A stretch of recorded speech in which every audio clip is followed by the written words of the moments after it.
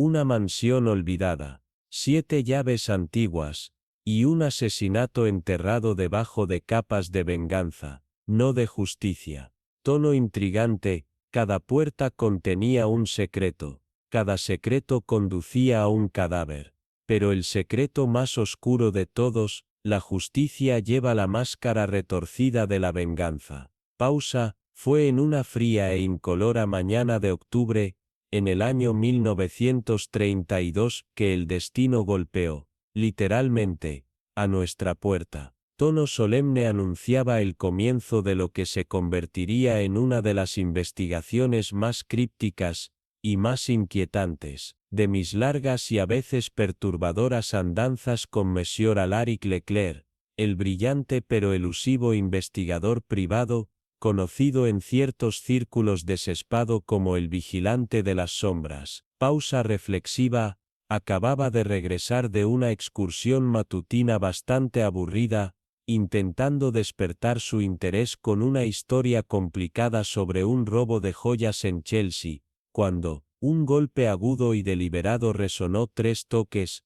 espaciados uniformemente, como el tic-tac de un reloj siniestro. Tono misterioso de pie en el umbral, estaba la señorita Eliza Hardwell, sobrina lejana de nuestra casera, una niña demasiado tranquila para su edad, y demasiado pálida para la temporada. Voz baja, compasiva, sostenía un telegrama amarillento entre los dedos, temblorosos pero gentiles. Para el señor Leclerc, dijo, apenas un susurro, como si el sobre llevara una maldición. Sin decir palabra, Leclerc tomó el telegrama, y lo abrió con su cuchillo de mango de marfil, un gesto practicado de la muñeca. Sus ojos verdes afilados y desconcertantemente vivos, escanearon el mensaje de una forma que parecía absorber su significado más allá de la tinta, luego me lo entregó. Pausa intensa, la redacción era marcada pero extraña,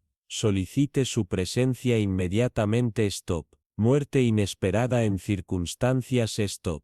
Chateau más allá de la comprensión ordinaria, miré hacia arriba, pero Leclerc ya estaba de pie, su mirada fija en un hilo invisible. No es asesinato, murmuró casi para sí mismo, tampoco es una muerte natural, no, esto habla de algo, olvidado. Tono intrigante y grave, a mediados de la tarde, ya estábamos a bordo del ferry Dover-Calais, bajo un cielo hinchado de nubes de plomo. Al anochecer, cruzábamos los carriles empapados y retorcidos del campo bretón en un carruaje que crujía como si también temiera al destino. Voz envolvente, el aire se volvió más frío, más denso, y pronto la niebla tragó el camino, hasta que finalmente emergiendo como un antiguo centinela, el Château Noirecourt surgió de la bruma, una silueta negra de torres góticas, ventanas cerradas, y secretos centenarios. Pausa reverente erigido sobre acantilados irregulares que caían hacia el agitado Atlántico, el Château exudaba una majestad siniestra, como si nos desafiara a descubrir lo que allí yacía enterrado.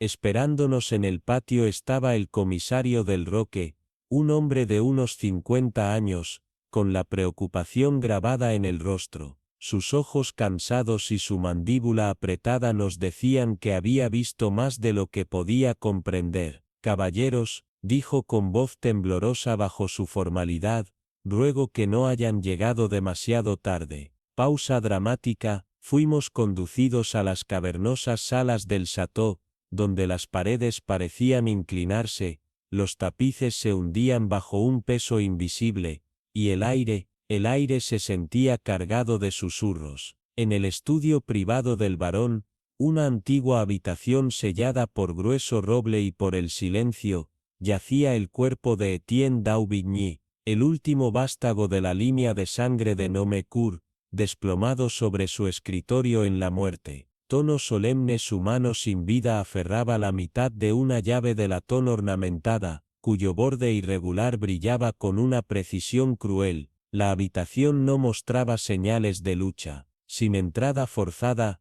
sin cerraduras rotas, solo aquel sobre extraño, junto al cuerpo, negro como la seda de luto, que contenía otras 6 llaves, idénticas en diseño, pero completas, cada una etiquetada con un nombre, en tinta que brillaba débilmente, como si se resistiera al tiempo mismo. 7 llaves, murmuró Leclerc, con los ojos fijos en la rota. Pero aquí solo hay 6. Pausa tensa del Roque asintió solemnemente, y no sabemos qué abren, ni qué falta. Luego añadió, con voz apenas audible, la torre norte. Algunos dicen que se vio luz toda la noche pasada, pero ese ala ha estado sellada desde el incendio de 1894. Nadie ha entrado desde entonces, nadie vivo, al menos. Silencio denso. Leclerc dio un paso atrás. Su voz era fría, segura. Entonces, Monsieur, me temo que esto no es una muerte ordinaria. Este chateau tiene más que secretos, tiene intenciones, y aún no han terminado con nosotros. Pausa inquietante. La tormenta aún no se había desatado, pero el aire dentro del Chateau Vielargent se sentía cargado, como si cada respiración llevara el peso de una verdad no dicha. Fue justo después del anochecer cuando llegamos, acompañados por el siempre enigmático Monsieur Theo Duval, un hombre cuyo agudo intelecto ocultaba instintos más antiguos que el mismo linaje del Chateau. Tono misterioso. Habíamos sido convocados a toda prisa por un telegrama envuelto en secreto, firmado solo con un sello carmesí, la cresta de la olvidada casa Marceau. Nadie había vivido en el Chateau durante más de una década, y sin embargo esa noche, sus pasillos estaban vivos, pasos, conversaciones en voz baja, y el lento desentrañamiento de algo antiguo. La reunión, sabíamos, había sido organizada por el esquivo Armand Marceau, el heredero solitario cuyo nombre no se oía en la sociedad parisina desde el gran juicio de 1919. Su invitación, enviada apenas 10 días antes, convocaba una curiosa lista de individuos: Madame Isolde de Berrier, una renombrada soprano con una voz arruinada y un esposo desaparecido; Dr. Félix Noir, un cirujano de gran promesa caído en desgracia en el Hospital Saint-Pierre; Mademoiselle Céline Rousseau, una joven archivera, cuyo linaje se decía remontar al mismísimo Marceau; profesor Alvin Greymore, erudito inglés de códigos antiguos y textos prohibidos; Monsieur Lucien Moreau, financista cuyo imperio colapsó entre rumores de traición; y finalmente, Victoire Desjardins, autora de relatos esotéricos, cuya última novela fue retirada misteriosamente de los estantes. Todos habían llegado por carruajes separados la noche anterior, y todos, según nos dijeron, ignoraban la presencia de los demás, hasta que el anfitrión lo reveló durante la cena. Según el mayordomo, Armand se levantó a la cabeza de la mesa, y declaró que revelaría una verdad enterrada hace mucho tiempo, algo que los unía, algo que exigía un ajuste de cuentas. Pausa grave, pero antes de que se pronunciara dicha revelación, las luces parpadearon, el gran reloj marcó la medianoche, y Armand fue hallado muerto en su estudio privado. Voz baja, final dramático. Su mano aferraba un medallón de hierro oxidado, que llevaba un sigilo desconocido, incluso para los más eruditos entre nosotros. En el escritorio a su lado, había 7 cajas idénticas, 6 intactas, y una destrozada, como si alguien hubiera tomado su contenido y huido. Dentro de las cajas restantes yacían las llaves antiguas, cada una grabada con un nombre que coincidía con los de los invitados ensamblados. Un mensaje, murmuró Theo, sus dedos cepillando el borde de una con el nombre Berrier tallado en un guión cuidadoso. O este tal vez, una oración. El mayordomo, un hombre demacrado con ojos embrujados, nos informó que los invitados se habían reunido en la sala carmesí, y estaban exigiendo respuestas. Algunos desesperados por irse, otros demasiado aturdidos para hablar, pero a nadie se le permitiría partir. Aún no, ahora era una casa sellada, una en la que cada ocupante era testigo, y sospechoso. cuando nos movíamos a través de los sinuosos corredores de Bielargent,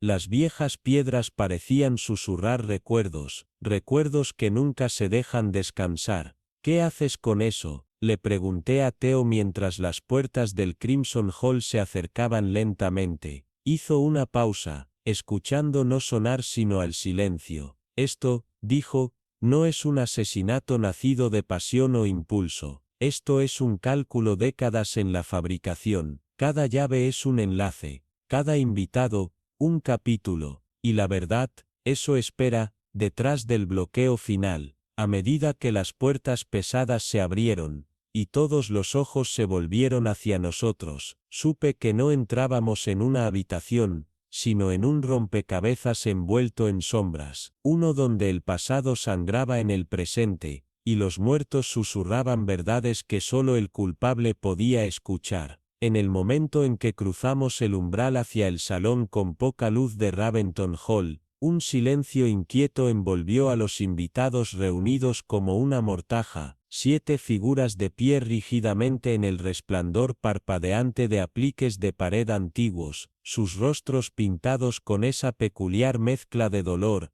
aprehensión y alarma oculta que a menudo sigue una muerte no natural. Aunque se movieron con la formalidad esperada en tales momentos, sus ojos traicionaban una tensión a fuego lento, como si cada uno midiera a los demás con sospecha tranquila. El inspector Darnell, con tono recortado y ensayado, comenzó las presentaciones, pero estaba claro que esta reunión era cualquier cosa menos rutinaria. Primero en dar un paso adelante, fue Madame Celeste Renaud, una mujer de unos 50 años con un marco escaso, y un aire de tristeza aristocrática que se aferraba a ella como un perfume. Sus manos enguantadas se estremecieron tan ligeramente mientras hablaba, su voz envuelta en un equilibrio cultivado. Monsieur Leclerc, esto es devastador. Julian estaba preocupado, sí, pero seguramente nadie podía desearle daño.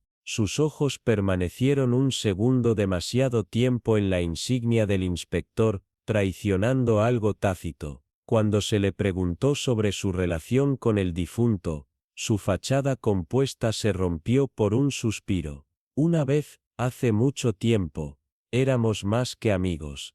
Esos días pasaron, pero tuvimos asuntos pendientes. Me convocó aquí con urgencia. Antes de que pudiera presionar más, el doctor Emile Corben, el médico de larga data de la familia, entró en la luz. Su cabello plateado y gafas con borde de alambre le prestaban un aire académico, pero había algo frágil en la forma en que sus dedos se agarraban a la espalda. Atendí a Julian durante más de una década, dijo, con voz pausada, pero en los últimos años, se consumió con fantasmas familiares. Comenzó a ver mensajes ocultos en viejos registros, siguió segundas opiniones sobre dolencias que no existían, se convirtió en obsesión. Sus ojos, opacos por demasiados secretos, se encontraron brevemente con los míos, para sí mismo, u otros. Luego vino Vincent Mercer, alto, de hombros anchos, su marcha rígida con la disciplina de un soldado,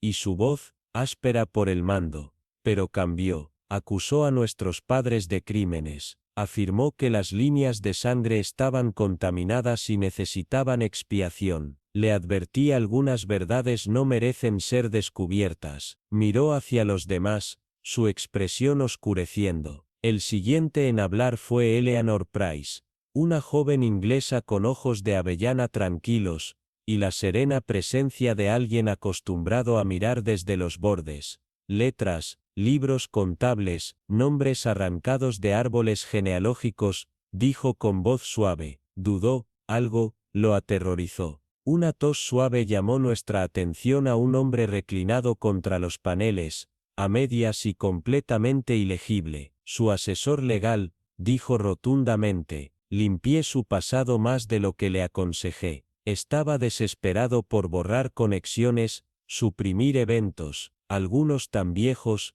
que lo precedían. Lo que sea que descubriera, lo hizo imprudente. Luego, dando un paso adelante con gracia silenciosa, llegó Delphine Raventon, la sobrina separada de Julian, su piel de porcelana pálida, y su voz, helada con resentimiento. Lo sabía mejor que nadie, se ocupó de manipulaciones, pero esta vez, dijo que había pecados en el nombre de Raventon que exigían calabazas. Su voz se rompió, solo un poco antes de recuperarse. Vine a ver si se refería a lo que dijo. A medida que cada voz se sumaba a la intrincada red de secretos, traiciones y pasados fracturados, una certeza fría se asentó en mi mente. Julian Raventon había descubierto algo venenoso en la base de su línea de sangre, algo tan profundo, tan atroz. El inspector se aclaró la garganta y se dirigió a todos con autoridad tranquila, y en ese instante lo supe, en algún lugar dentro de este elegante salón de patrimonio e hipocresía, se encontraba el arquitecto de un asesinato cuidadosamente calculado,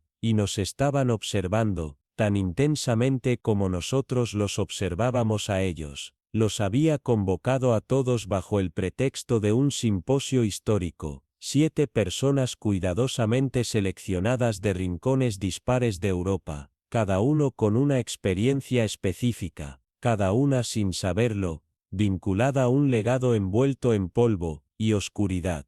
La invitación hablaba de una investigación tranquila en Balmond Hollow, una mansión aislada ubicada en el fondo de los bosques con neblina del norte de Bretaña, donde el tiempo en sí parecía detenerse, bajo las chimeneas caídas, y la piedra, estrangulada por el musgo. Al principio, se había solicitado una institutriz, aunque se reveló rápidamente que no había niños en la mansión, solo secretos. El verdadero propósito Elric Balmond, confesó a su llegada, fue mucho más siniestro.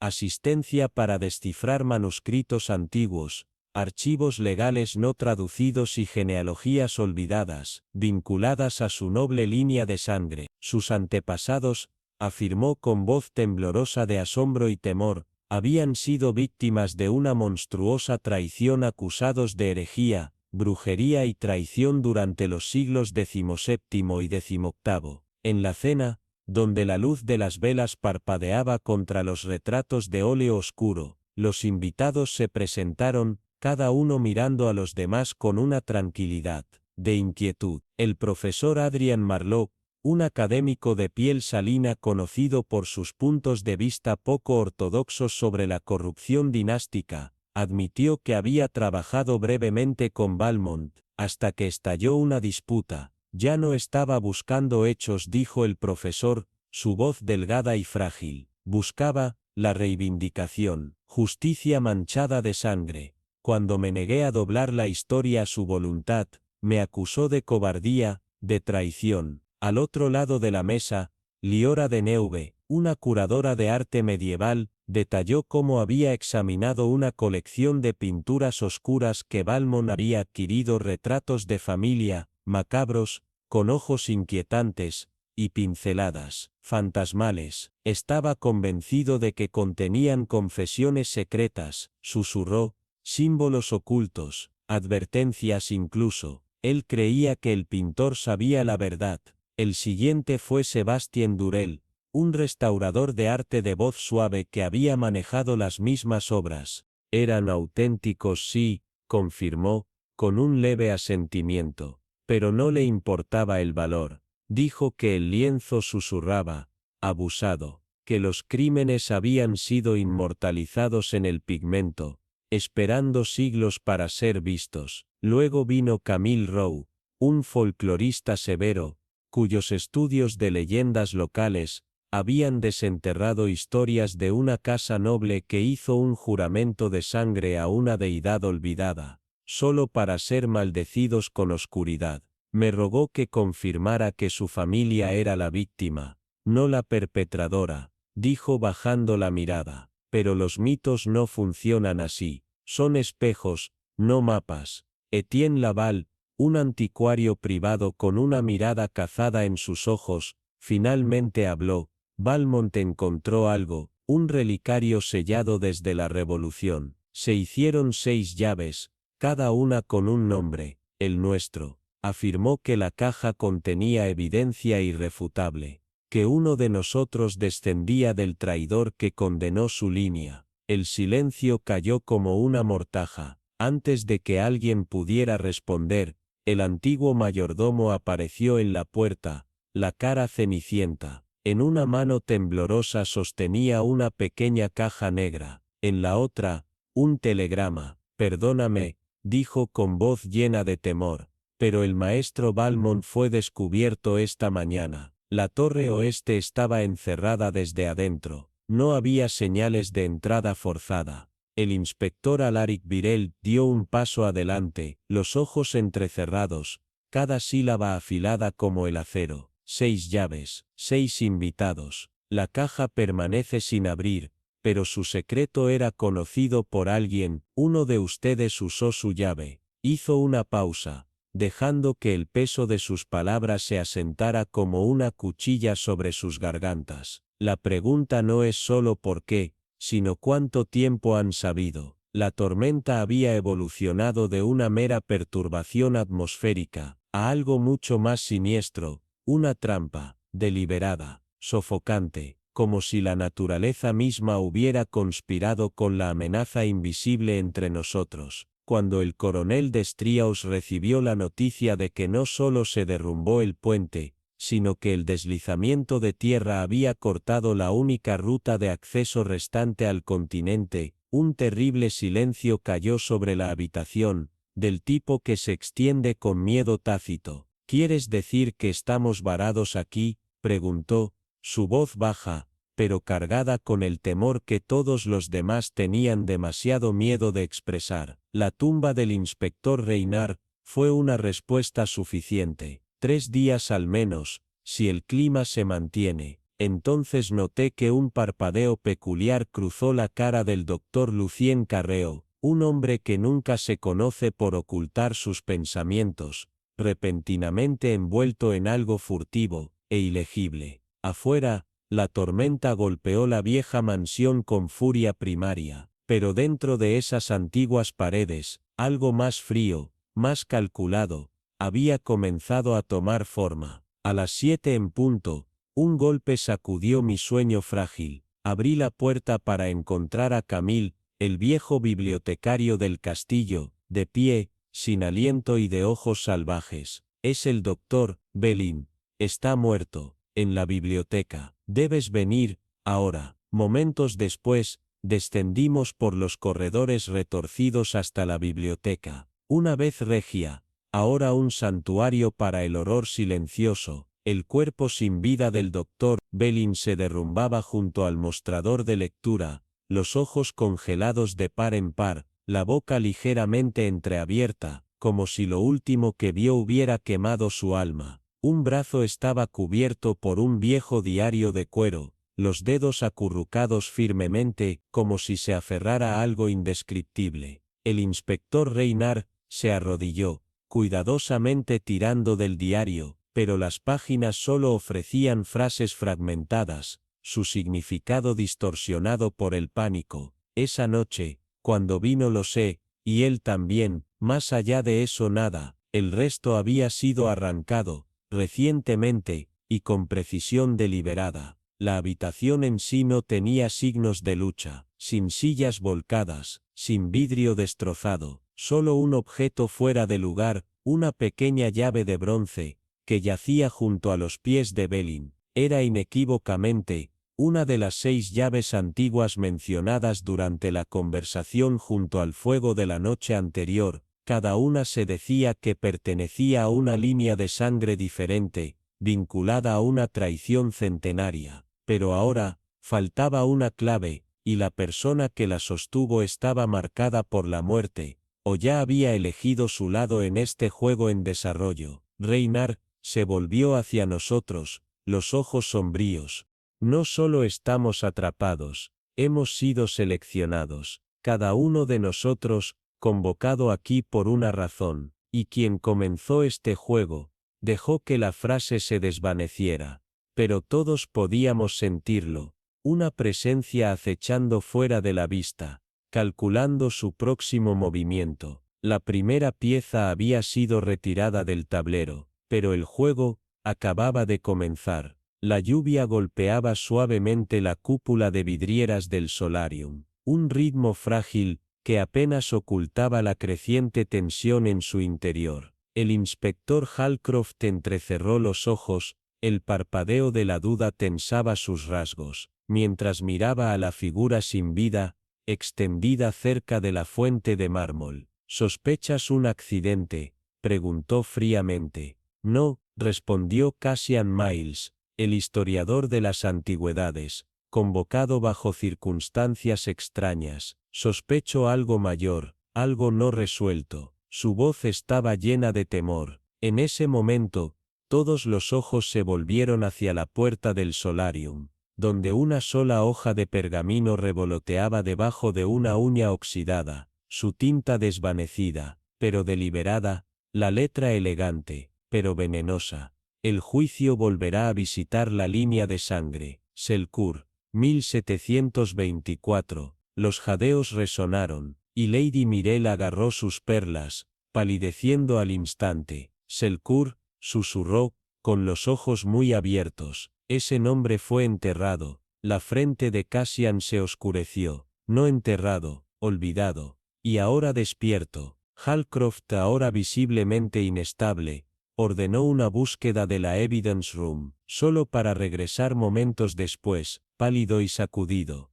La llave del sello, murmuró, de la colección de bienes de Lord Ashley, se ha ido. El doctor, Elric Faulden, llegó poco después, su bolsa médica aferrada con fuerza, aunque su mano temblaba mientras examinaba el cuerpo. Una mujer de ascendencia noble, ahora retorcida de forma antinatural, cuello roto, limpia, congelada en terror silencioso. Muerte inmediata, confirmó. Luego agregó, con inquietud, pero mira esto, hematomas en sus hombros, como si alguien la hubiera retenido antes de la caída. Mientras tanto Cassian había comenzado una búsqueda meticulosa del solarium, sus ojos aterrizando en un débil contorno empañado en la ventana, con vistas al salón ancestral de la finca. Aquí, hizo señas, hay una mancha, y debajo de ella, mira, una grieta fina, una línea arraigada a través del vidrio, la altura precisa donde una figura podría haber sido presionada,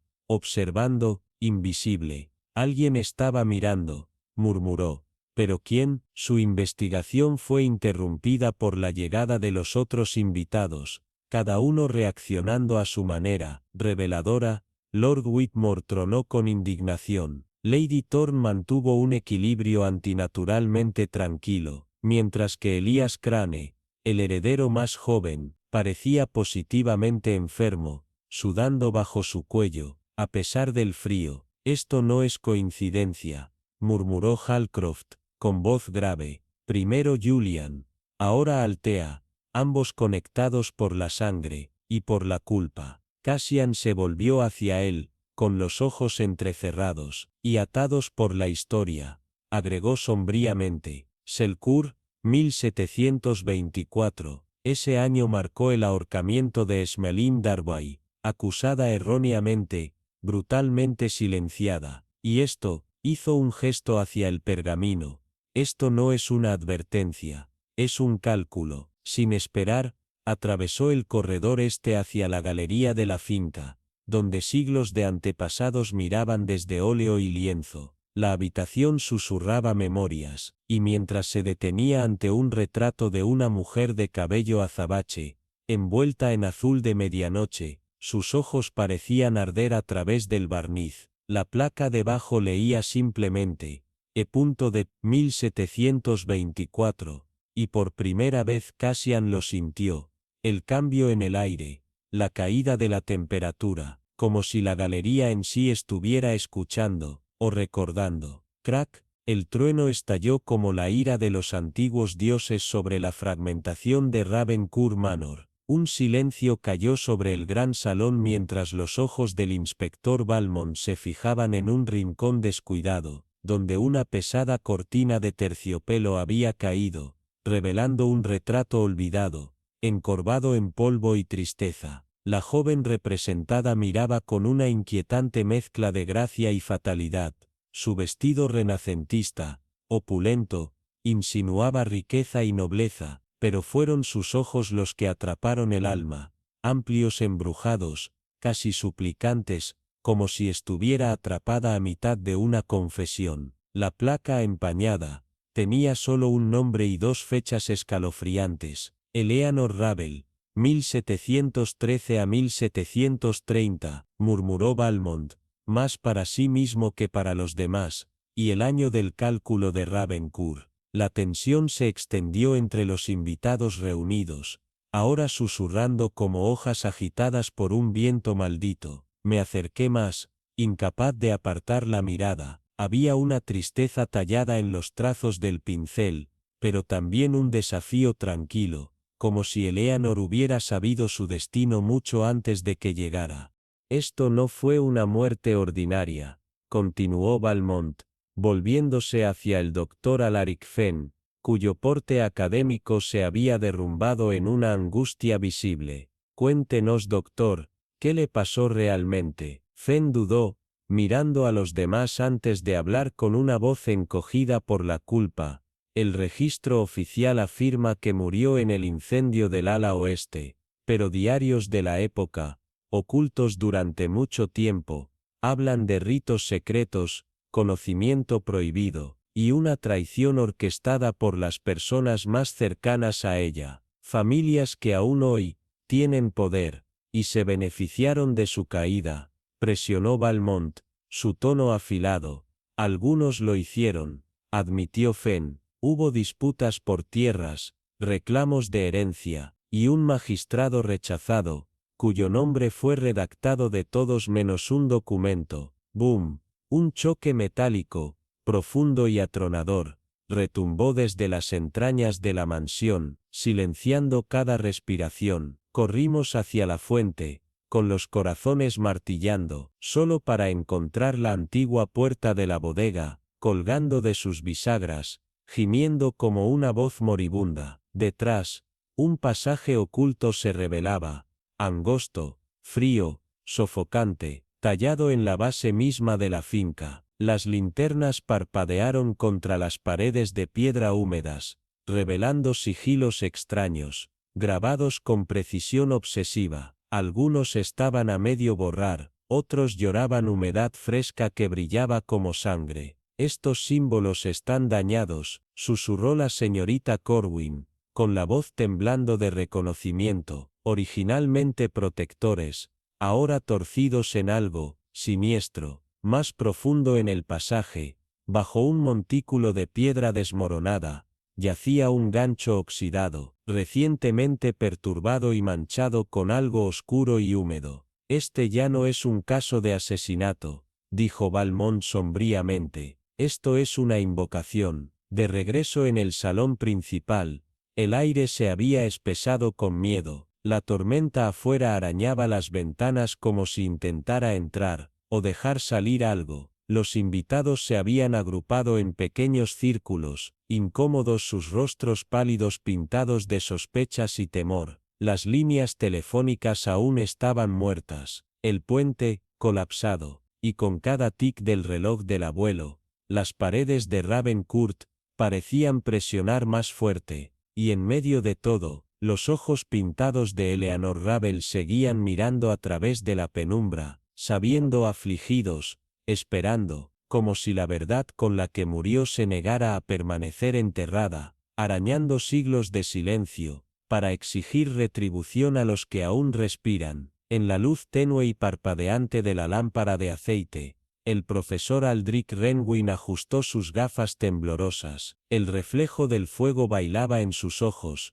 aunque el escalofrío en su voz traicionaba otro fuego, uno nacido del temor. Detrás de él, el viejo retrato de Isadora Vane se alzaba en la pared agrietada, su expresión pintada, áspera, desafiante, desconcertantemente realista. Parecía observarlos a todos, no con pintura, sino con presencia. Estoy convencido, comenzó el profesor, con voz baja y frágil, de que las viejas acusaciones no fueron meras historias, son la raíz de lo que nos está ocurriendo ahora. Un fuerte silencio se apoderó de la sala. Decían que Isadora se consortaba con sombras. Continuó, que maldijo las cosechas, trajo enfermedad, causó desgracias donde iba. Todo suena a superstición ahora, pero en 1741 la superstición era suficiente para justificar una sentencia de muerte. El coronel Bain se inclinó hacia adelante, con los ojos entrecerrados. ¿Quién lideró el juicio contra ella? El profesor dudó, luego su voz bajó, casi un susurro. Gerard Bain, mi antepasado. El inspector Terrow se incorporó, con tono agudo. Nos está diciendo, que desciende del magistrado que la condenó. Renwin asintió lentamente, la vergüenza pesando cada palabra. Le pagaron, se compraron testigos, se fabricó evidencia. El juicio fue una farsa. Isadora fue sentenciada por delitos que jamás cometió. Y luego, preguntó Lady Merrow, apenas respirando, fue encarcelada, pero nunca llegó a la horca. 4 días en custodia, y murió. La causa oficial fiebre, pero 2 prisioneros más tarde afirmaron que fue envenenada. Todos los ojos se volvieron hacia el doctor Silas Marlowe, que había estado en silencio, sus manos temblando en su regazo. Ese fue mi antepasado, dijo, con voz quebrada. Si lo que dice es cierto, pudo haber sido él quien la silenció, para mantener la verdad enterrada para siempre, murmuró Terrow. Y ahora, alguien que ha descubierto la verdad, está impartiendo castigo, no a los culpables originales, sino a su linaje. De repente, Caldan Mire, el historiador del arte que había observado en silencio, intervino con voz afilada por la incredulidad.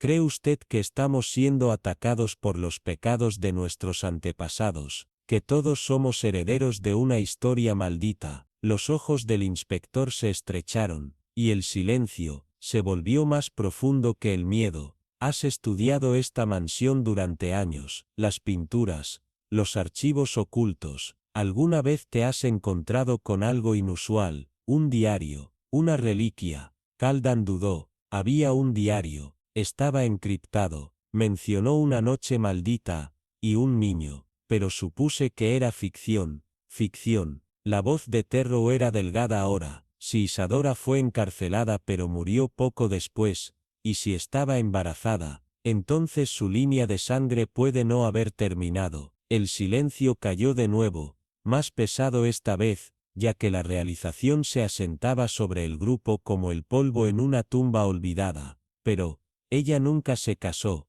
susurró el doctor Marlowe. Ella estaba en prisión, y sin embargo dijo Terrow lentamente, caminando hacia la pintura. Mira aquí, este retrato se hizo en 1743, 2 años después de su muerte, póstumo. Pero mira de cerca, cerca del fondo, a sus pies, esa débil sombra, casi invisible, eso es un niño. La señorita Soren, la archivista, rápidamente volteó sus notas. Hay un registro del convento. Un bebé no identificado fue tomado en ese momento. Una enfermera fue descartada de repente y desapareció del registro. En ese momento, un borrador barrió la cámara, y a la luz de la luna que se filtraba a través de las ventanas altas, el sonido de un grito lejano y tembloroso resonó débilmente. Ni risas ni un grito, pero algo intermedio. El profesor se puso pálido. Hay alguien en esta casa,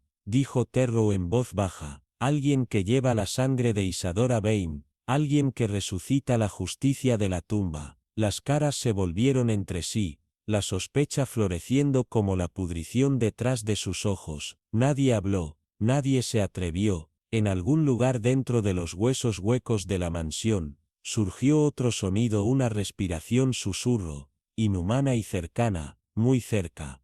El silencio en la cámara se destrozó como el vidrio frágil cuando el inspector Alaric Trenholm se quedó congelado, el pergamino agrietado en su mano enguantada confirmando lo que habían temido durante mucho tiempo. Los registros que rodeaban la caída de la dama Isa Lynn Barnell no habían sido faltados por error, sino que algunos documentos habían sido borrados deliberadamente, ocultados, manipulados para encubrir la verdad.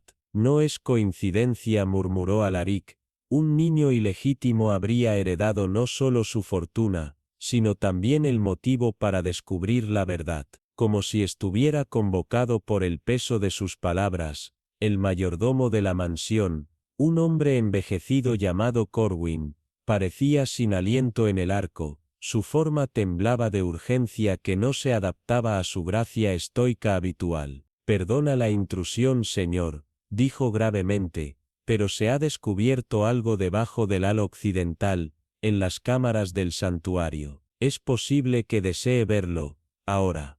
El grupo intercambió miradas cautelosas antes de que Alaric asintiera, su voz endureciéndose. Luego lidere el camino, señor Corwin. Parece que la casa no ha terminado de hablar. El descenso a través del pasaje oculto era opresivo, paredes de piedra resbaladiza con la edad, el olor a tierra húmeda y los secretos en descomposición que se aferraban a cada aliento, mientras sus linternas arrojaban sombras monstruosas que parecían estremecerse ante su presencia. Salieron a una bóveda olvidada, más antigua que cualquier parte de la propiedad de arriba, su techo arqueado como una catedral de silencio. A lo largo de la pared lejana, sellada debajo de las telarañas gruesas y las bisagras corroídas por el tiempo, se encontraba una hilera de cofres ancestrales sin tocarse durante generaciones. Esta cámara fue descubierta solo esta mañana,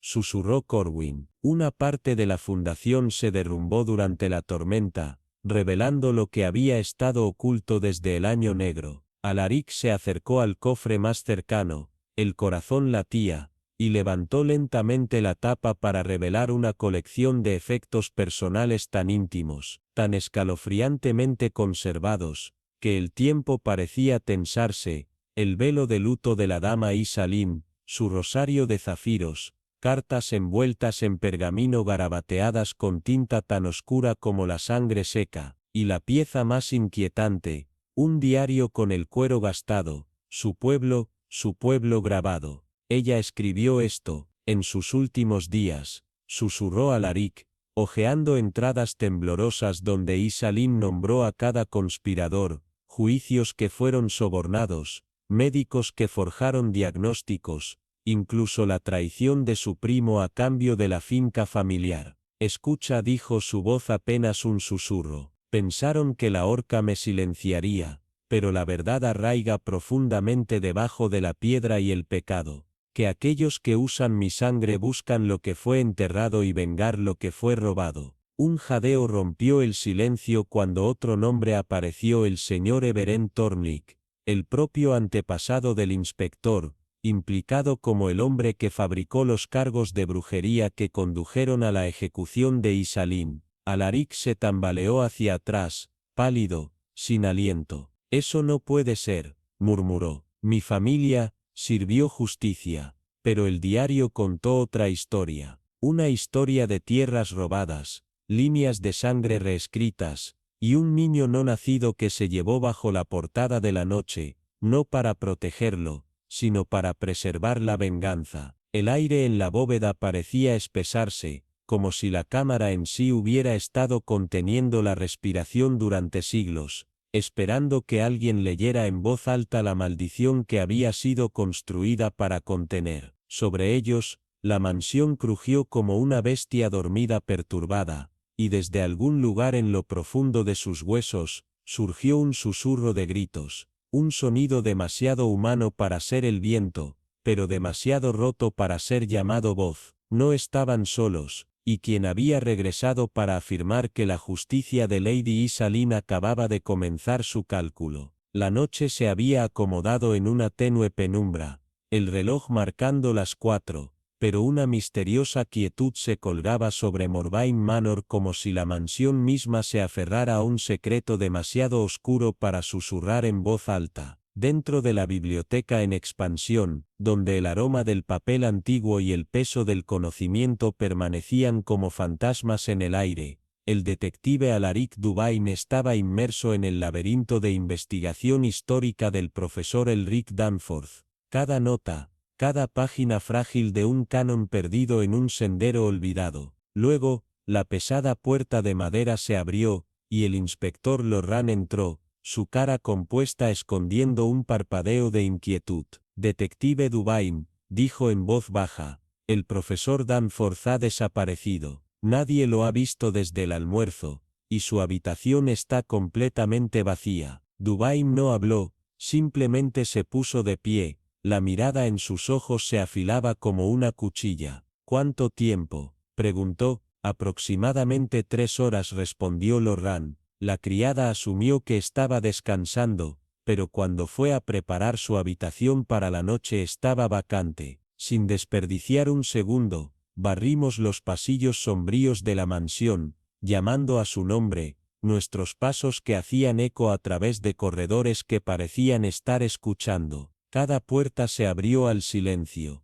cada rincón contuvo la respiración. Entonces, Lady Alcía se detuvo a medio paso, un leve temblor en su voz, mencionó el códice de Velantis, tal vez regresó a la biblioteca. Nos apresuramos hacia atrás, solo para encontrarlo allí, o lo que quedaba de él, desplomado inmóvil sobre una mesa de lectura, bañada por la luz plateada de la ventana. Su cabeza descansaba sobre un antiguo tomo marcado con extrañas manchas oscuras. A primera vista, podrían haber parecido té derramado, pero los fragmentos rotos de sus gafas y las líneas secas alrededor de su boca susurraban una historia diferente. «Quédate atrás», ordenó Duvine mientras el doctor Bellion se doblaba sobre el cuerpo. «Se ha ido por un tiempo, al menos 2 horas», confirmó. «La causa parece ser la misma toxina que en el caso de Fairlip. No entró en el cofre, pasó por las manos». Duvine ya examinaba el libro bajo un vaso, volvió una página, luego se detuvo.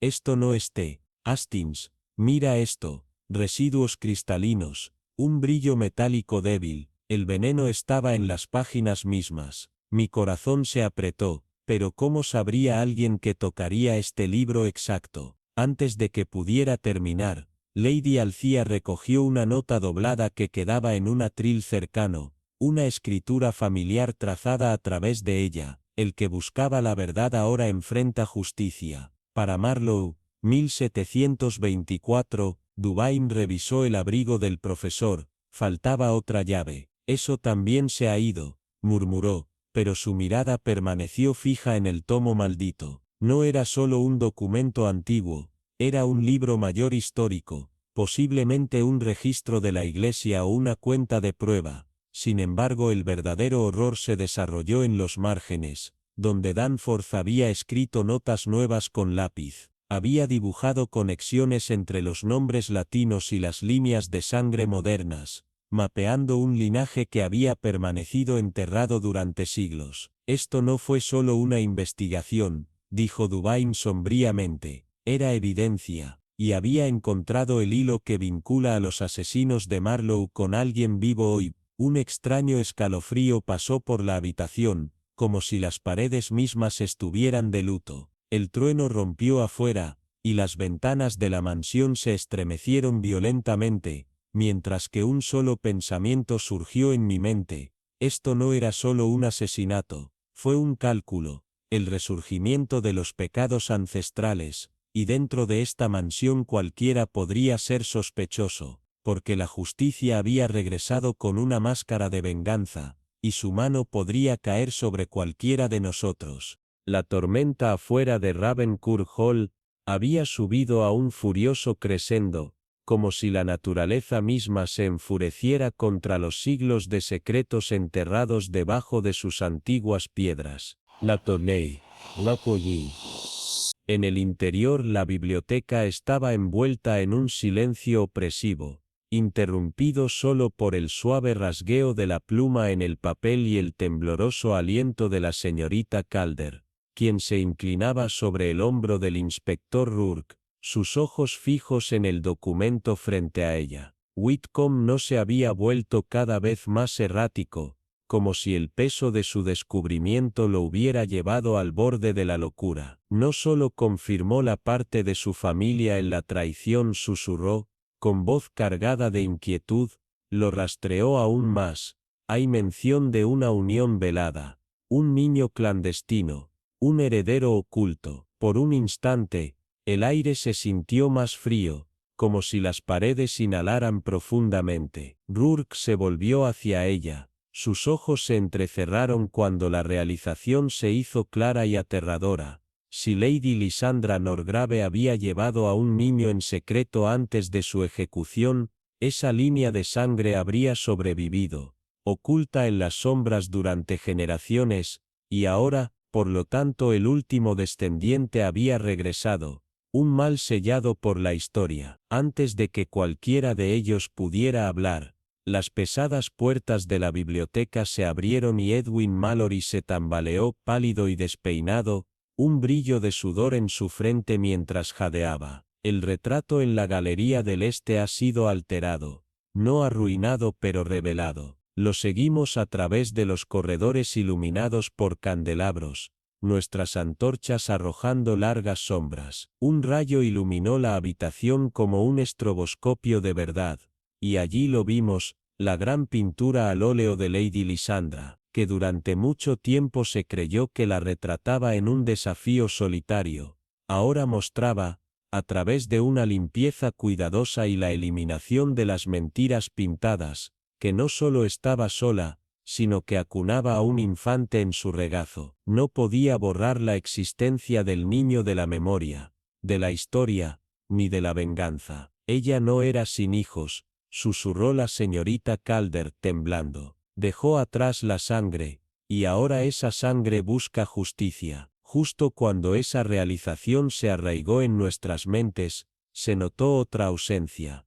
Víctor Lennox, el tranquilo anticuario, aquel que siempre había estado cerca de los registros, y que últimamente se mostraba nervioso, ahora estaba desaparecido. La última vez que lo habían visto fue bajando hacia las antiguas bodegas después del anochecer, y Rourke ordenó una búsqueda inmediata. Antorchas y linternas en mano, descendimos a las profundidades bajo la mansión, en las bodegas excavadas en la roca, donde el aire se hacía más denso, y cada respiración llevaba el peso del moho, la pudrición y algo más, el inconfundible aroma metálico de la sangre. La luz vacilante apenas penetraba las filas laberínticas de barriles de roble en decadencia, y entonces, escondido detrás de un estante de vino roto, lo encontramos Víctor Lennox, tendido sobre el suelo de piedra, los ojos abiertos en la muerte, los dedos aún aferrando un pergamino quebradizo con el emblema de Lady Lysandra,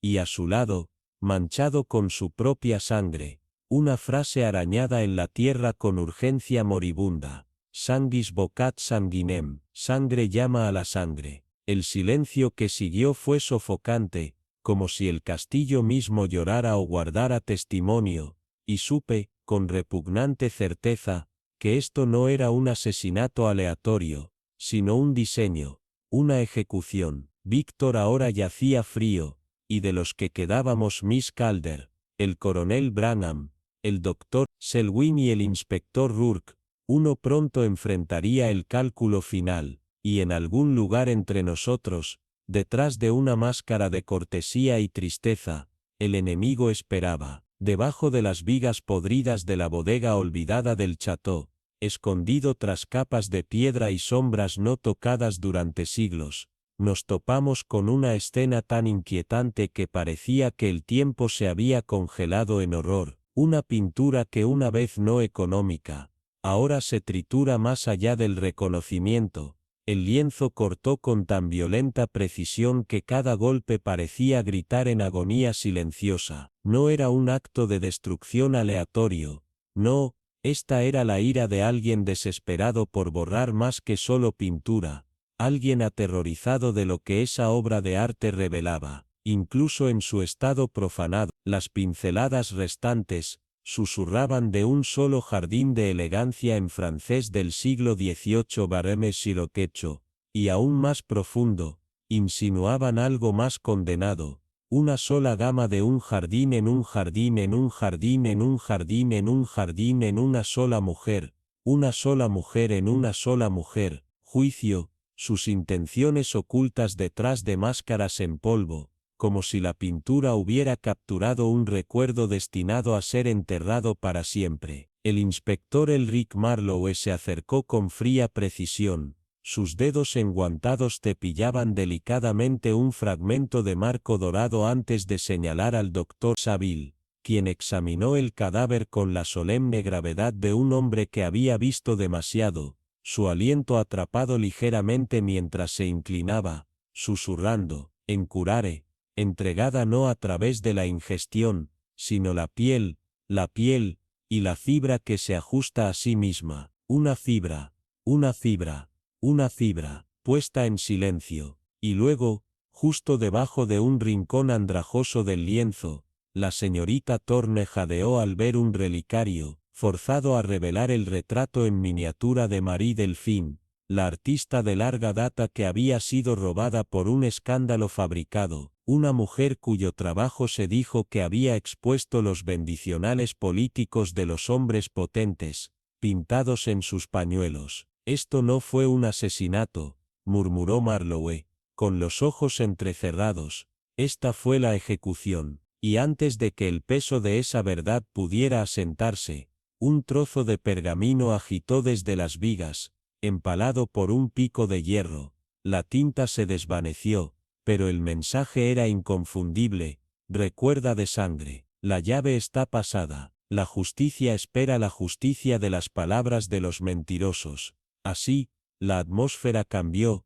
como si las mismas piedras del chateau hubieran exhalado siglos de secretos, pero la atención de Marlowe giró bruscamente al estante de vino detrás del cuerpo de Lucien, con los ojos fijados en un débil parpadeo antinatural entre dos botellas polvorientas. «¿Lo sientes?», susurró, y lo hice un movimiento sutil de aire como la respiración que escapaba de una boca escondida en la pared. Se extendió hacia adelante, presionado contra una piedra descolorida, y con una suave rutina de bisagras de un siglo de antigüedad, la pared cambió, revelando un túnel negro que descendía más profundo de lo que las bases deberían haber permitido. Nuestras linternas apenas tocaban la oscuridad al ingresar, cada paso se convirtió en un susurro que se sintió casi humano, y la pasada se retorció como una serpiente a través de las versiones del pasaje, revelando una red según la memoria muscular, un laberinto utilizado por alguien que conocía el diseño. Aquí encontramos restos de la mente del asesino,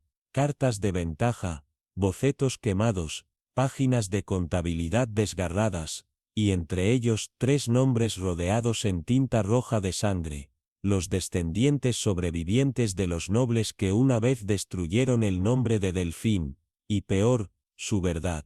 Estos túneles conducían no solo a las habitaciones olvidadas, sino a las mismas cámaras donde cada una de las víctimas anteriores había cumplido su fin. Madame Marot en el conservatorio, el profesor Dufras en la biblioteca, cada muerte quirúrgica, íntima ritualista, como si se recogiera una deuda de la línea de sangre, no solo de la persona. «No está cazando», dijo Marlowe con furia tranquila, «está cumpliendo un juramento». Y cuando salimos de las catacumbas al tenue brillo del salón, encontramos a los invitados restantes sentados como almas condenadas, pálidas y sin aliento, agarrando sus copas de vino como si pudieran contener el miedo en el silencio. Pero no hay una sola persona, ni siquiera el doctor Verlaine, de la que no se acercara a sus antepasados, porque todos ellos también lo habían sentido. Ese cambio en el aire, esa sensación de que el pasado ya no estaba contento con permanecer enterrado. Marlowe se volvió hacia mí lentamente, su voz baja y fría como piedra. «Ya no estamos resolviendo un asesinato, Hastings, nos desentrañamos una maldición escrita en aceite, sellada en sangre y firmada con el nombre de una mujer que murió gritando una maldición por los ascendientes de aquellos que se sientan aquí». Respiración, respiración. El coronel Braithwaite se movió con la gracia aguda y deliberada de un hombre que una vez había llevado a los hombres a las fauces de la muerte y regresó con cicatrices, pero de pie, Sus hombros todavía se cuadraron con resolución militar. Las tablas del piso gimieron en protesta bajo el peso de recuerdos demasiado pesados para derramarse. El diario de cuero que se aferraba a su pecho llevaba rasguños y grietas de décadas. Sus esquinas se usaban suaves por los dedos ansiosos. Esto no fue un mero registro, era una bóveda de secretos, una que protegía como si las páginas dentro pudieran sangrar si se abrieran. La señorita Langford se sentó rígidamente en el sillón de respaldo alto junto al hogar, su postura noble pero tensa, sus nudillos blancos de hueso agarrando el pañuelo de encaje en su regazo. Aunque su rostro permaneció tranquilo, una máscara de control de porcelana, sus ojos brillaban con el peso de verdades tácitas, y la forma en que su aliento se enganchó ante las palabras del coronel traicionó el miedo que tan desesperadamente buscía ocultar. 4 han caído, anunció el coronel, su voz como piedra arrastrada a través de mármol, resonando a través del salón como una campana funeraria que se oye a la distancia. Alaric, Evangelene, el profesor, y ahora el pobre Lamont. Los nombres cayeron uno por uno, cada uno como un clavo golpeado en un ataúd.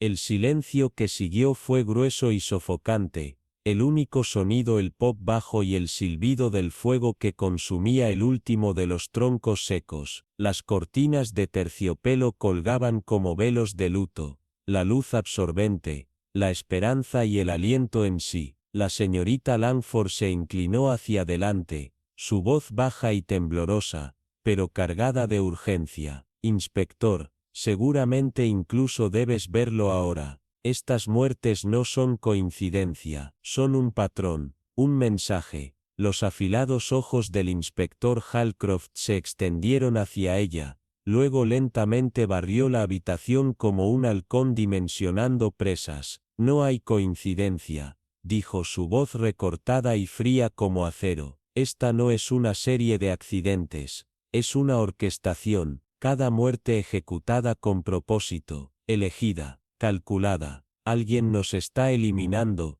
uno a uno, con precisión quirúrgica. En la tenue esquina, cerca de la ventana mordida por la lluvia, el doctor Verlaine se sentó desplomado en una silla desgastada, sus manos una vez conscientes ahora temblando, su cara demacrada por insomnio y temor. Estamos siendo cazados, raspó, su voz como el pergamino desgarrando, pero no por lo que somos, por lo que venimos. No se trata de nosotros, se trata del pasado. Levantó la vista con los ojos huecos. ¿Cómo podemos ser castigados por los fantasmas que nunca hemos conocido? La señorita Langford dio un paso adelante, una pila de documentos amarillentos presionados hacia su pecho como un escudo, los bordes quebradizos con la edad. Porque alguien cree que la sangre lleva el pecado, susurró. Marie Charbon no solo maldijo a sus verdugos, ella profetizó que la justicia, si no en su tiempo, llegaría eventualmente. Y si tuviera un hijo, su voz vaciló y luego se estabilizó. Entonces la sangre de ese niño sigue viva, entre nosotros, mirando, esperando, vengando. La luz de fuego estalló como en respuesta, lanzando sombras salvajes en las paredes. Un silencio nos agarró una vez más profundo que antes, como si la mansión misma contara su respiración. Entonces el doctor Verlaine se levantó en posición vertical, golpeando a su silla torcida, su voz con pánico. ¿Pero quién entre nosotros lleva ese legado? ¿Y cómo los detenemos antes de que se tome otra vida? Todos los ojos se volvieron hacia el retrato masivo que se alzaba en la pared lejana. Marie Charbon restaurada a la vitalidad escalofriante, sus rasgos inquietantemente hermosos, ojos oscuros e infinitos. Sin embargo, lo que más nos enfrió no era su mirada, que parecía precisar a cada uno de nosotros al lugar, sino la pequeña figura ubicada en sus brazos pintados, un bebé que alguna vez fue oculto por siglos de mugre y laca, ahora expuesta con perfecta claridad. La expresión del niño era ambigua, ni inocente ni acusadora, pero irradiaba presencia. No era simplemente un detalle, Fue una declaración, la verdad. El orgullo del asesino puede haberlos traicionado, dijo el inspector Halcroft, avanzando hacia el retrato. Requería habilidad, conocimiento, acceso. Quien hiciera esto reveló algo que querían usar para infundir miedo, pero al hacerlo se han expuesto. El coronel Braithwaite entrecerró los ojos. Entonces, ¿estás diciendo que el asesino es uno de nosotros? La voz de Halcroft era hielo. Estoy diciendo que el asesino está más cerca de lo que temíamos. Esto no fue restaurado por un extraño, fue revelado por alguien dentro de estas paredes, alguien que sabía exactamente lo que estaba haciendo, y luego como si estuviera convocado por la revelación, las lámparas sobre nosotros dieron un silbido repentino y agudo, y murieron. La oscuridad se apresuró a la habitación como una ola que se estrelló a través de vidrios destrozados, y las llamas en el hogar se atenuaron a brasas hullidas. Por un momento nos perdimos en total blackness, una ceguera lo suficientemente espesa como para saborear. Luego vino el sonido, el ritmo inconfundible de los pasos, calmoso, deliberado y moviéndose justo por encima de nosotros en el corredor superior. No correr, no huir, caza. Mi respiración se atrapó, el aire se volvió más frío, y en algún lugar más allá del asfixiado oscuro, detrás de las cortinas de terciopelo de sombra y silencio, el heredero de Marie Charbon se movió invisible, sin esperar más pero preparándose para atacar nuevamente. La luz de las velas bailaba nerviosamente contra las altas ventanas de la finca Ashcroft, mientras la tormenta afuera sacudía los antiguos paneles de vidrio, lanzando sombras largas y torcidas por el piso como dedos que agarran el pasado. El inspector Merrick se quedó inmóvil sobre el cuerpo del Dr. Elwood Greaves, cuyo marco pálido descansaba en el borde de la cama de 4L, con brazos en forma antinatural a los costados, el brillante vial venenoso enclavado demasiado perfectamente en su palma abierta. Su rostro inquietantemente tranquilo, no tenía rastro de la agonía sufrida por las víctimas anteriores, un marcado contraste con los horrores que habían desenterrado hasta ahora. Un trozo de pergamino quebradizo se encontraba en la mesita de noche, las esquinas rizadas con tinta húmeda y temblorosa, que contenía una confesión escrita con la mano familiar del Dr. Greaves. En él afirmó haber descubierto un secreto familiar centenario, un legado manchado de sangre vinculado a la ejecución de Lydia Marroston, una mujer injustamente colgada por sus antepasados por brujería. Abrumado por la vergüenza y temiendo que la verdad surgiera pronto, admitió envenenar a los otros invitados para proteger el secreto de su linaje. Finalmente sucumbió a la culpa y quitó su propia vida. ¡Qué deliciosamente conveniente!, se burló el coronel Redgrave, entrando en la habitación con su característica precisión rígida, el crujido de sus botas el único sonido durante varios segundos. El asesino nos ofrece una confesión, se elimina de la ecuación y nos deja al resto con una conclusión pulida y sin sangre. Demasiado ordenado. La frente del inspector Merrick se frunció con la escena, no solo con los ojos de un investigador, sino con los instintos de un hombre que había visto demasiadas verdades vestidas como mentiras. Observe el posicionamiento del cuerpo, dijo en voz baja, señalando a su asistente, el profesor Langley, sin signos de angustia, sin convulsiones, sin manchas alrededor de la boca. El hombre parece que se acostó para una siesta. No coincide con la brutalidad de las otras muertes. Langley se dobló,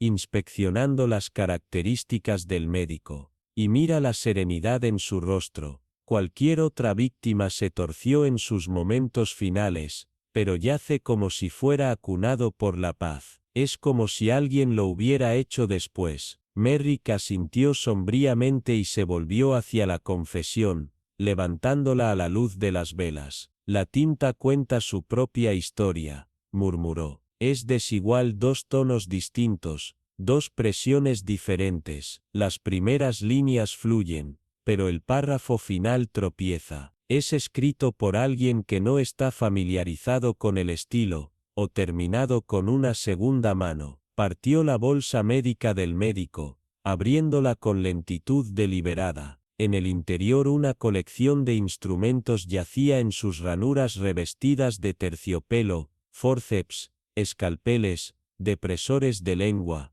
pero faltaba algo. ¿Dónde está el vial? La toxina específica que afirmó haber ingerido. Los ojos de Merrick se entrecerraron. No está aquí, y lo más importante, tampoco su sobrenegro. Su clave se ha ido. Un fuerte silencio cayó sobre la habitación. Entonces no escribió la confesión, susurró Langley. Al menos no todo. Merrick se volvió hacia la pesada puerta de roble de la cámara. Observe la cerradura, dijo. Rasgaduras, frescas. Alguien usó un instrumento estrecho para involucrar el perno desde afuera después de organizar la escena. Querían que creamos que esta sala estaba sellada desde adentro. La cara del coronel Redgrave se oscureció con furia. Estás diciendo que toda la escena fue escenificada. Meticulosamente, respondió Merrick. Alguien falsificó la confesión, posó el cuerpo, cerró la habitación y retiró la llave, todo para detener nuestra investigación, para hacernos creer que la parte culpable murió con su secreto, pero sobrevivió su mano. Miss Harroway agarró su cuaderno, los ojos muy abiertos. Entonces, ¿quién iría tan lejos para desviar la sospecha? Merrick no respondió de inmediato, escaneó la habitación lentamente. Las piezas se reorganizaron en su mente como fragmentos de un espejo destrozado. Vamos a contar, dijo en voz baja. 4 de nosotros permanecimos después del tercer asesinato, Coronel Redgrave, Miss Harroway, yo mismo, y Vincent. En el momento en que se habló su nombre, cada cabeza se volvió hacia la esquina vacía donde debería haber estado Vincent. El diputado de voz suave del inspector dijo que tenía una migraña después de la cena, dijo el coronel, su voz más baja ahora, vacilante. Dijo que necesitaba acostarse. No, murmuró Merrick, pasando hacia el pasillo. No se retiró por dolor, se retiró por miedo, o este peor cálculo. De repente un sonido perforó la tensión, un clic metálico que hizo eco en el corredor, seguido del sutil crujido de un tablero distante. La temperatura en la sala parecía caer, la luz de las velas temblaba con inquietud renovada. El killer no había huido, todavía estaba aquí, en algún lugar de los corredores laberínticos del Ashcroft Hall. El maestro de títeres todavía tiraba de las cuerdas. Esta confesión no era el cierre, fue el comienzo de su actuación final, y la cortina estaba a punto de levantarse. El viento gritó como un alma en tormento a través de los corredores desmoronados de Blackthorn Hollow, mientras corríamos hacia la cámara de Sir Alaric Dorne, nuestra respiración irregular, botas que golpeaban el piso de piedra fría con rayos afilados y resonantes. La tormenta afuera se enfureció como reflejo del caos que se desmoronaba dentro, y la luz parpadeante de las velas en nuestras manos temblorosas bailaba violentamente, lanzando sombras deformadas que se torcían a lo largo de las paredes húmedas y forradas de musgo. Cuando llegamos a su puerta, ésta se quedó siniestramente entreabierta, crujiendo ligeramente sobre sus bisagras oxidadas, como si hubiera quedado abierta a prisa, o por la fuerza. En el interior, la habitación estaba envuelta en una quietud incómoda, pero los signos de una lucha permanecían como el último aliento de un hombre moribundo. Se retiró a las sábanas, como si alguien hubiera salido de un sueño. Un vaso de brandy de cristal, a medias, se sentaba junto a una pieza de pergamino quemada, sus bordes ennegrecidos, la tinta en su superficie deformada e ilegible, pero inconfundiblemente parte del antiguo expediente que Eleanor había estado traduciendo esa noche. Estuvo aquí recientemente, murmuró el inspector Thorne, agachado junto a la chimenea aún cálida, pero algo, o alguien lo alejó. En la puerta la silueta de Lady Marlowe tembló contra la luz, su voz tan delgada y tensa como la llama de la vela. Entonces no solo está desaparecido, lo han tomado. Sus palabras apenas se desvanecieron cuando un choque repentino destrozó la tranquilidad.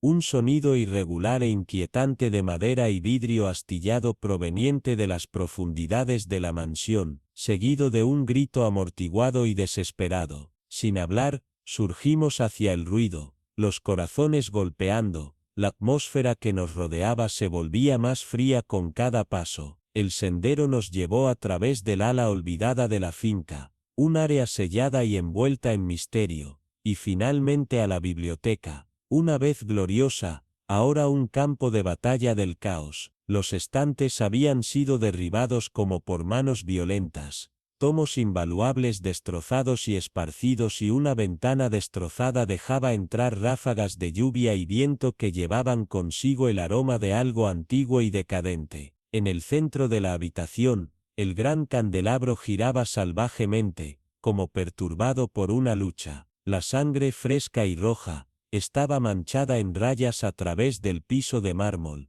formando un sendero roto que conducía a una puerta oculta recientemente revelada detrás de una estantería volcada. La cara del inspector Thorne salió pálida cuando examinó las marcas carmesí. No fue en silencio, dijo. Lo tomaron, pero él luchó. Está cerca, pero no seguro. Descendimos a los túneles ocultos debajo de Blackthorn Hollow, cada paso más profundo en la tierra sintiéndose como un descenso en otro momento, un tiempo enterrado debajo de capas de culpa, secretos y traición. Los pasajes de piedra eran estrechos y sofocantes, iluminados solo por el tenue brillo de nuestras linternas, y forrados con símbolos extraños y olvidados, grabados en las paredes. 5 de los herederos están muertos, dijo Thorne con voz baja. 1 falta, 2 permanecen. ¿Pero por qué ahora? ¿Por qué todo esto, después de siglos? Eleanor desplegó un antiguo pergamino que había estado estudiando antes,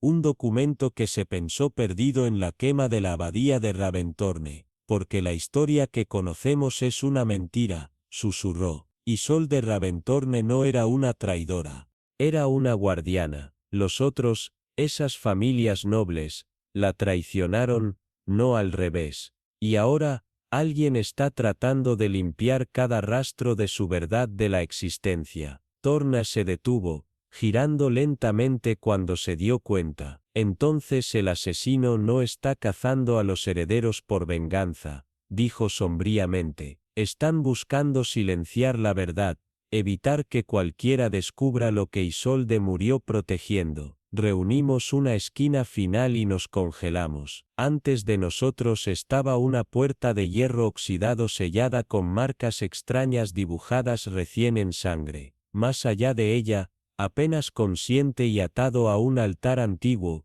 estaba Sir Alaric. Sus ojos se abrieron lentamente, encontrando los nuestros con una mezcla de alivio y advertencia. Pero antes de que pudiéramos movernos, un susurro bajo y escalofriante resonó a través de los túneles. Una figura salió de las sombras, envuelta en blanco, con la cara velada debajo de encaje antiguo, su voz empapada en siglos de tristeza y rabia. La sangre final debe ser derramada y el sello restaurado. Por un momento, nadie respiró. El aire en sí pareció tensarse. Esta ya no era una investigación de asesinato simple. Era un ritual siglos en la creación, un antiguo cálculo que se le dio vida a la sangre y la traición. El asesino no buscaba justicia, buscaba silencio. El fin de los últimos testigos vivos que podrían hablar el nombre de Isolde Raventorne no como villano, sino como protectora. Y ahora,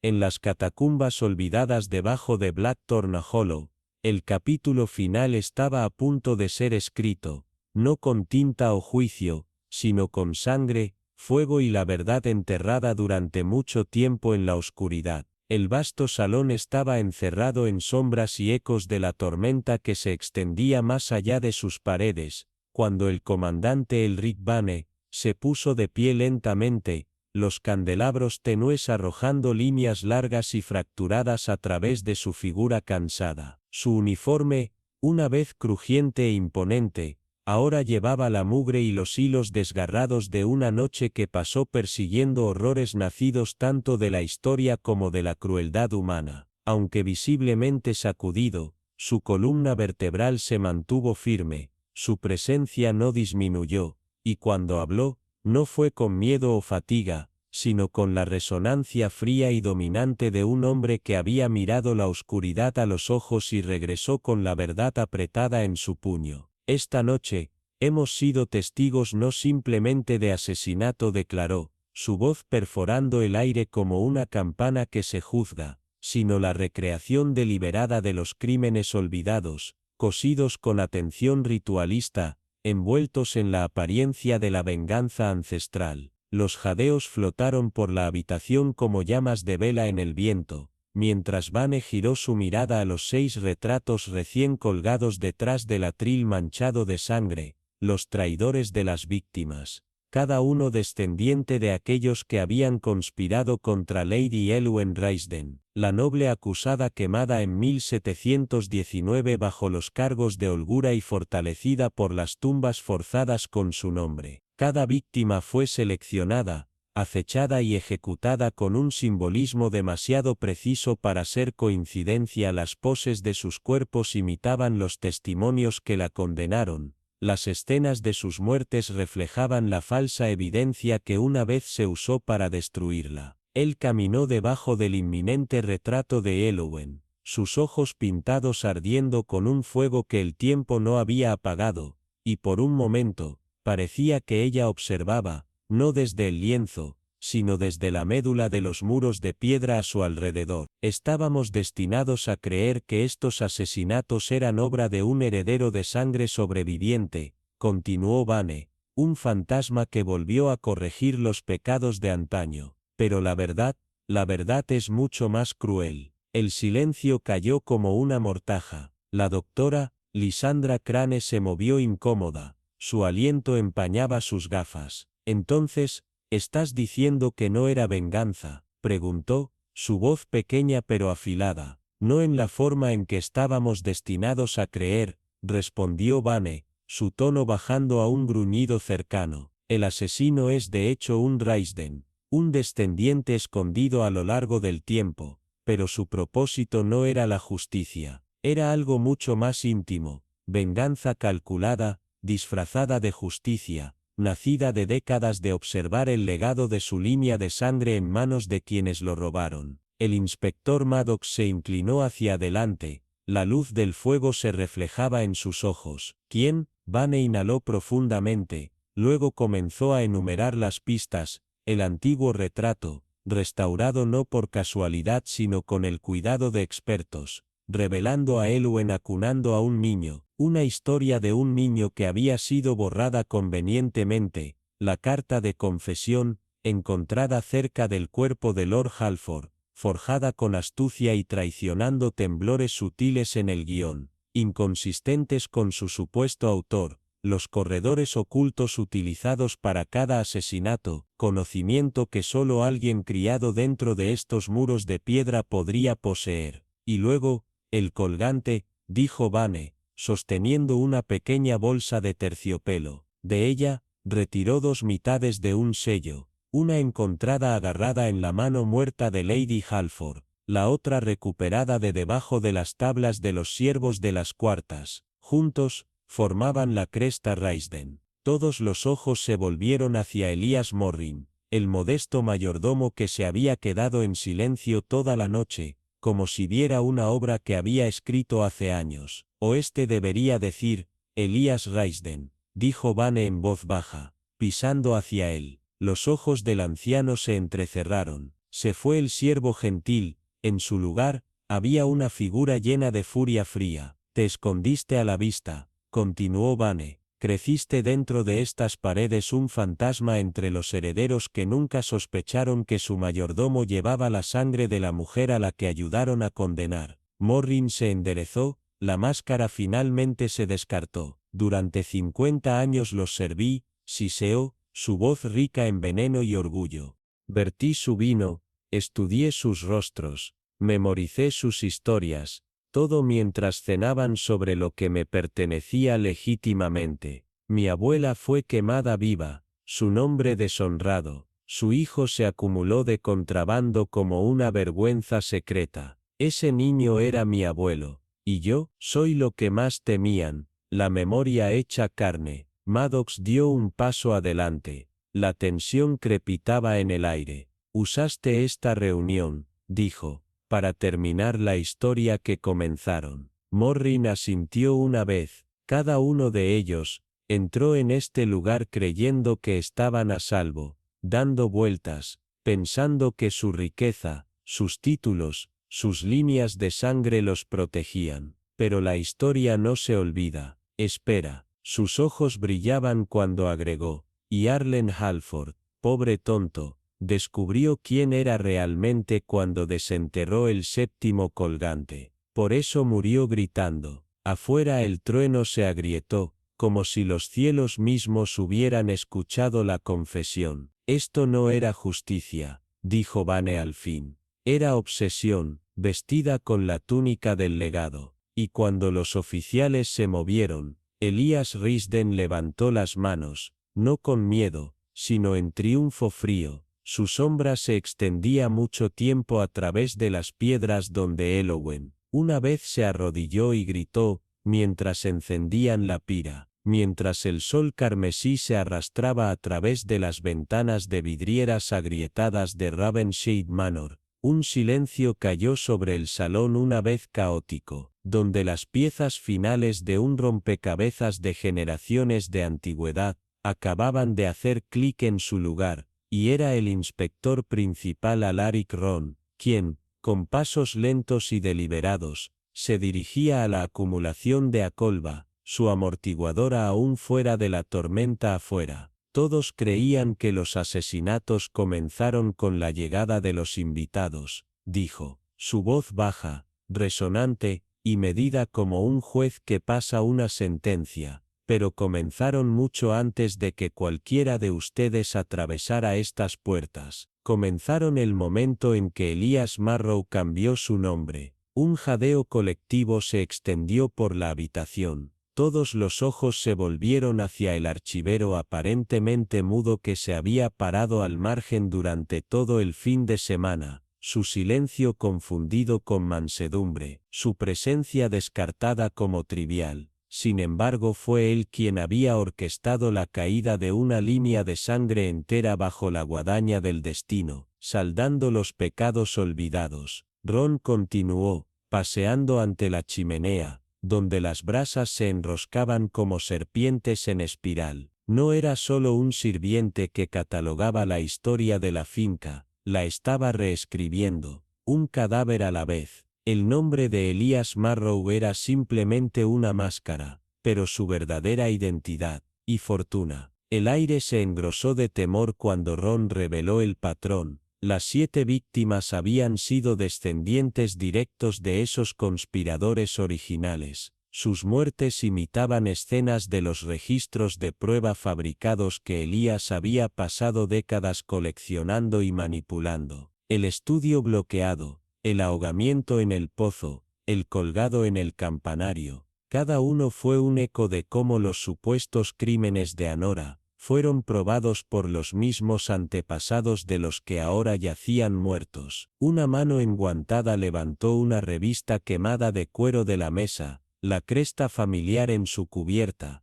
ahora irreconocible bajo el hollín. Y aquí, dijo Ron, sosteniéndola en alto, es donde Elías detallaba cada paso, cada invitación manipulada, cada carta falsificada, incluso las genealogías alteradas que borraban su linaje de la memoria legal de la finca. Cuando la habitación se tambaleó, el inspector se volvió hacia Elías, cuyo disfraz finalmente se había desmoronado, revelando no ira o miedo, sino una misteriosa calma. Me quitaron todo, dijo, su voz suave pero inquebrantable, y a cambio les di verdad, el tipo tallado en piedra y sellado en sangre. Ron se acercó, pero la justicia nacida de la venganza nunca es justicia, Elías. Tus antepasados fueron perjudicados, sí, pero te convertiste en juez, jurado y verdugo, interpretando a Dios en una casa construida sobre mentiras viejas y tumbas más nuevas. En ese momento,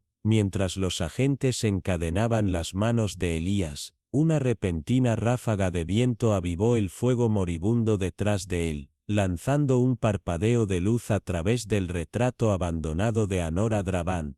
Sus ojos pintados ahora parecían brillar con una pena en lugar de furia. Ella no hubiera querido esto, murmuró Ron. Tu dolor era real, pero este fue un requiem cantado en la clave equivocada. Cuando Elías fue llevado bajo la creciente luz del amanecer, la mansión crujió con un sonido que era casi como la respiración, como si la casa en sí hubiera exhalado después de sostener sus secretos durante demasiado tiempo. Más tarde, mientras me quedaba junto a Ron mirando la niebla retirarse a través de los moros, habló de nuevo, apenas por encima de un susurro. La venganza siempre cree que es justicia, hasta que se ve en el espejo y solo encuentra la cara de otro tirano. El verdadero legado de Ravenshed nunca fue el oro ni la tierra, sino las mentiras que nos decimos para justificar la sangre que derramamos. Y a medida que la mansión se encogía detrás de nosotros, silueteada contra el cielo pálido, supe que, aunque el caso estaba cerrado, la historia simplemente había encontrado su página final, escrita no en tinta, sino en tristeza.